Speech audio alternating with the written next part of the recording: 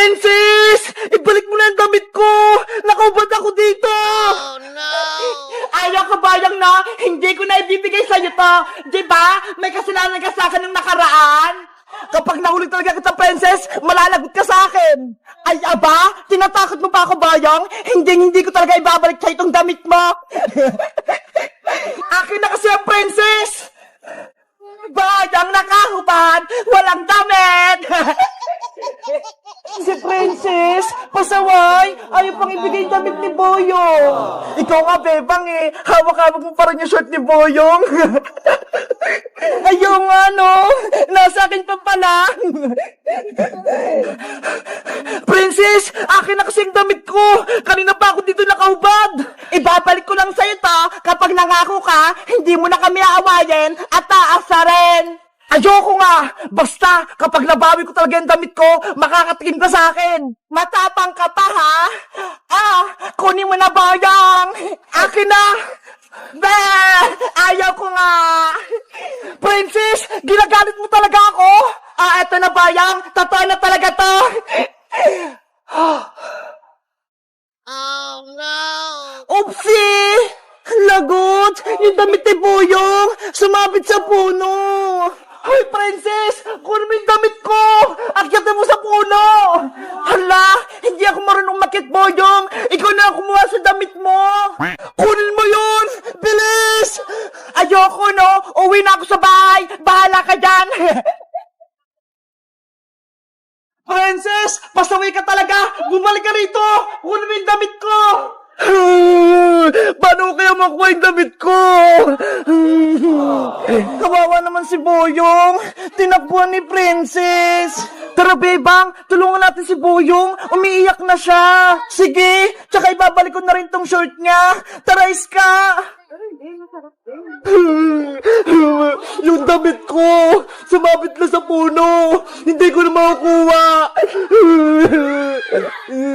Boyong, sorry. Kung nahubad ka namin ni Princess, eto na, ibabalik ko na yung short mo.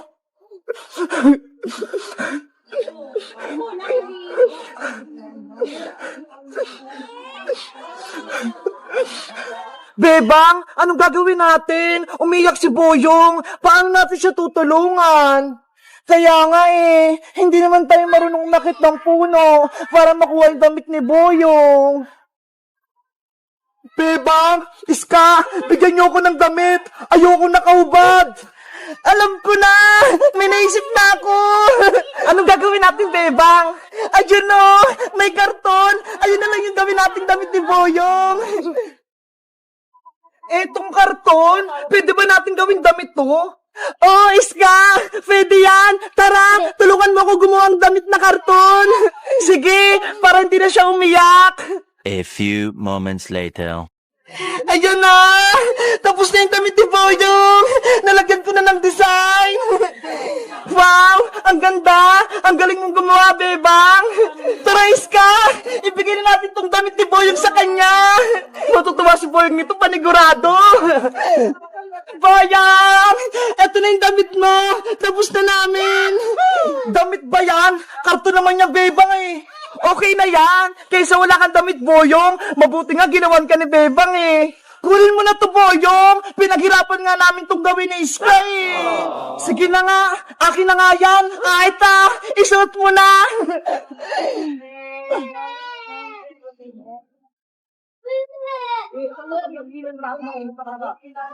Wow! Wow! Bagay na bagay sa yung damit mo, Boyong! May abs ka pa! Para kang siga! Siya na lang yung gawin mong damit, Boyong! Huwag na yung kulay blue! Hayaan mo na sa dyan sa puno! Malalago talaga yan sa akin si Princess kapag nakita ko siya! Hello guys! Magandang araw! Ako si Boyong! Si Princess, sinabit niya yung damit ko dun sa may puno. Buti na lang, ginawa na ako ni Bebang ng karton na damit. Maganda ba yung gawa ni Bebang? Mag-comment lang kayo kung ano pang magandang ipapagawa kay Bebang. Bye-bye! Asa na kaya yung room namin? Sabi ni Princess, 512. Ay, ayun! 512 na to! Sana nandito na sila, Princess. galing! Princess, nandiyan na ba kayo? Hala, wala pa sila. Dahil ako yung nauna, nilibutin ko muna itong hotel namin. Para kasing ang ganda eh. Wow! May swimming pool sa labas! Ang ganda! Excited na akong maligo! Sabihin ko kay Princess, magbaka-bakaan kami dyan mamaya. Titignan ko muna yung CR namin, baka maganda rin.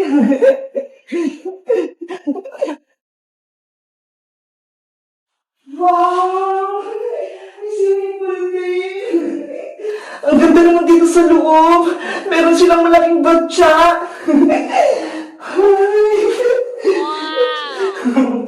Ang galing! Pwede pang humiga! Paano kaya ito gamitin? Guys, alam niyo ba yung pangalan nito? Ngayon ko lang kasi ito nakita eh. Para kasi siyang pwedeng swimingan. Alam niyo ba kung anong pangalan nito? Ang ganda! Parang swimming pool na maliit. Nasa na kayo sila Princess tsaka si Iska? Ang tagal naman nila. Guys, kaya nandito kami sa may hotel kasi birthday ni Iska. Pinadalan siya ng mama niya para dito kami mag-celebrate sa hotel. Ito nga oh, may dala akong cake sa kanya. Batiin niyo si Iska, guys ah. Dahil wala pa si Iska at si Princess, matutulog muna ako dito. Kasi parang masaya matulog dito eh. Ang lambot-lambot. Wow, ang lambot. Ang sarap. Ang lamig. Matutulog nga muna ako habang inaantay ko sila para mamaya kakain kami ng cake.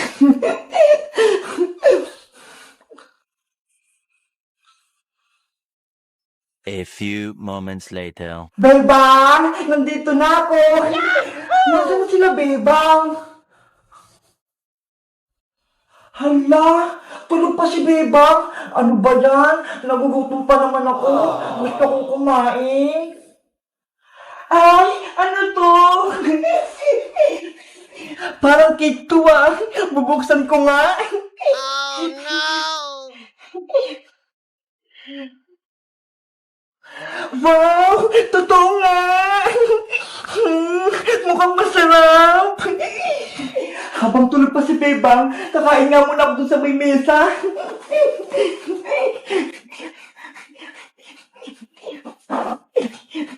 Ang ganda naman itong cake na to. Ang cute. Sakto lang para sa akin.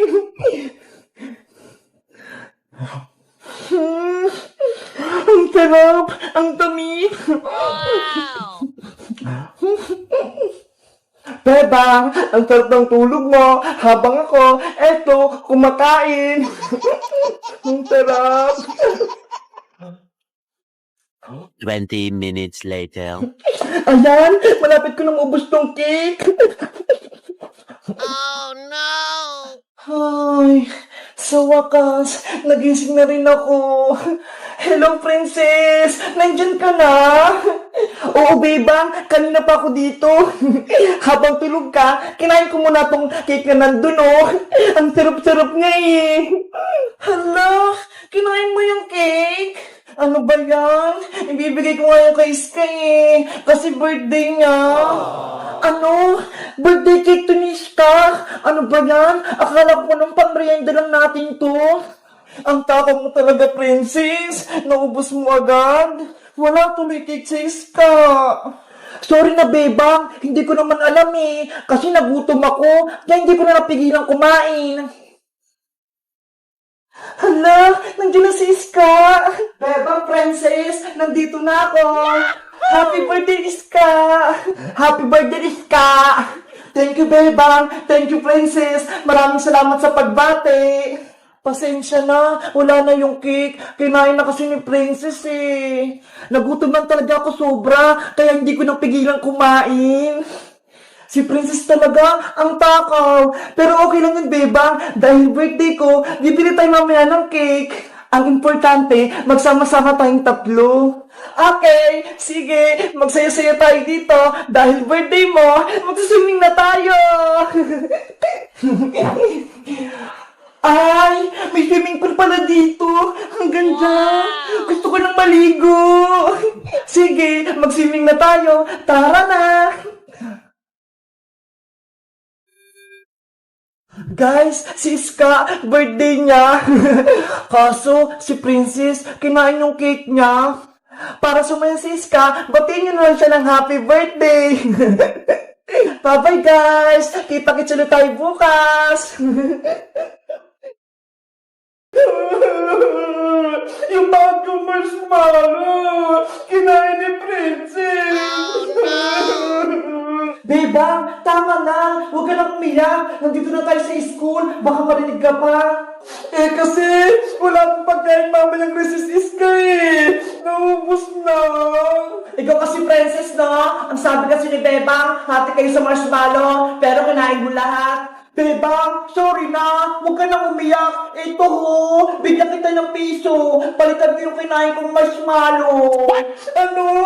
Piso lang yung ibibigay mo, Princess! Ang haba kaya nung marshmallow kinain mo! Kaya dapat 10 pesos yung ibibigay mo! Hala! Ang mahal naman! Huwag ko na nga lang bayaran! Pambili ko na lang ito ng candy mamaya! Princess! Ikaw, Princess, pinaiyak mo pa si Beba. Ikaw na nga may kasalanan eh. Babayaran ko na nga, ayaw pa niya.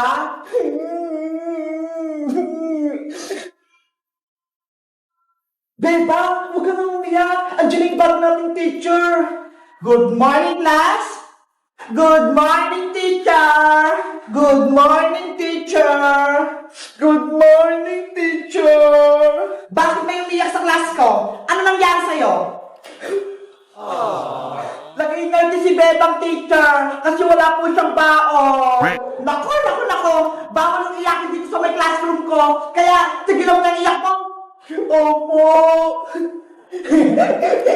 Napagalitan. Ikaw talaga, Princess. Tinawagan mo si Bebang. Class, kilala niyo ba ako? Hindi po, teacher.